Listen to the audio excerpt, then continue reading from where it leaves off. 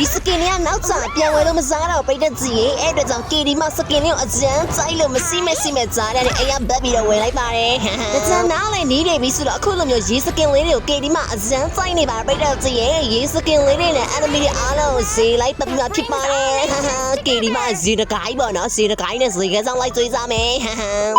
Class လင်းကိုကြပြီးမေဟီရိုကင်ချလာပြိတဲ့စီလိန်နေရွေးနေကြမလို့လေနော်လိန်နေကိုကြည့်ပြီးကင်ကြလည်းမလို့ကိုမှစီတဲ့စကင်ကိုဟီရိုကိုကင်စလို့ကင်တာပေါ့လားဆုတ်ချက်လို့မကြောက်လေဒီကနိုင်ဖို့ရည်သေးတယ်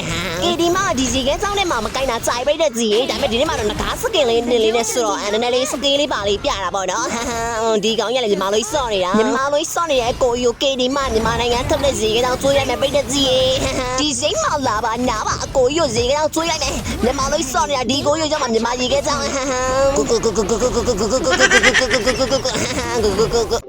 နင်တို့စော်ရ rap ဟုတ်ပြီနော်နာမည်မလာပြီးတောင်းလိုက်လာခိုးမနေတဲ့ကေဒီမဈေးကကြောင်းတော့တွေ့ရမယ်ဒီရေခဲကြောင်းနဲ့ဈေးကြီးတယ်ငကားရေခဲကြောင်းဆောင်းမျက်စိစရလေးပြတဲ့ဈေးပဲနာမတွေ့ပြီးတပြီဆော်မရေခဲကြောင်းစားဈေးကကြောင်းလည်းတွေ့ရတယ်မလိုက်တော့ပြတဲ့ဈေးတော့ကြီးသွားပြီတော့ရတဲ့ငါဘလို့နိုင်ရမှာတော့